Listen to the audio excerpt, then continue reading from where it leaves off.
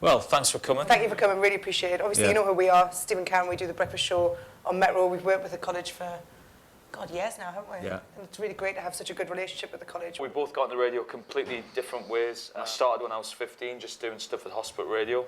And anyway, I went to college, did all my college stuff, and then a job came up at Radio Top Shop. I did media studies A-level, and then I went over to Sunderland University to do broadcasting there, media and communications. And I loved it, but I didn't like the sound of my own voice. And then a year later, I got headhunted off a proper radio station. A journalist didn't turn up to read their news and said, well, you're the only person in the station, you'll have to do it. I got a phone call from a guy who I knew who was the managing director of Galaxy, which was a new radio station that was coming to the northeast.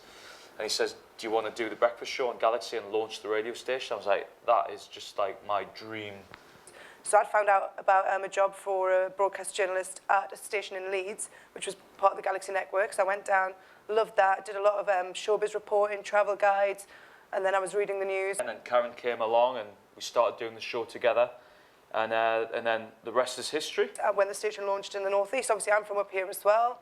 So they said, do you want to go home as well? Last year we moved and joined Metro. You've really got to persevere and never give up that dream, you know, because if you really believe that it's going to happen, you can make it happen by believing it and making things happen through that. How much control do you have? How much is Metro, is Chris?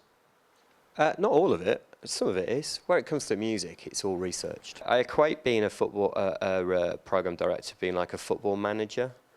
You know, is that I hire the team, I work with a strategy in terms of getting the biggest possible audience that I can. Again, one of the reasons that I wanted to hire Steve and Karen is that they sound like they're having a party every morning. It's very interactive. How social media's changed every industry, and radio especially. Now with Twitter and Facebook and whatever else, Instagram, you know immediately if somebody likes something you have said or if they don't like it, because they're straight on there telling you. How hard is it to keep that standard of radio up every morning? Steve and I do a lot of prep, and we're just looking at every website there is, all of the celebrities' Twitters, all of the news pages to find out what's going on in the world and what's going on in our area. They've thought through the content they're going to use, and they've got such a good rapport and relationship, which you can't teach, with each other and with the audience.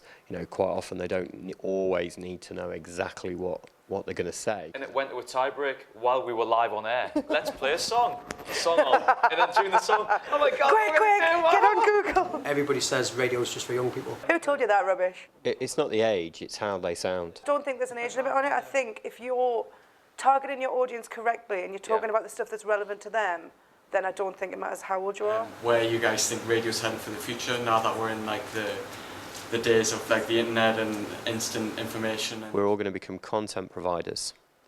And so what radio is our platform, and we'll provide that content on whatever platform you want to listen to. Children now no longer know what a radio is.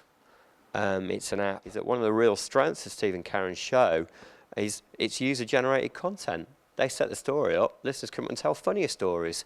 Oh my God, you know, that's the internet. You know, that's YouTube, that's forums, and that's what they do on the radio in a very live way. So out of all the scenarios you plan out for the games, what's the most ludicrous ones you come up with? Pie for a lie. I knew that one was coming. Of course, we rigged it so that Karen would get the pie every day. Yeah. The first day was a custard pie. It ended up being, there was tinned mince was in there one day. They got stuck in my ear. The golden tramp.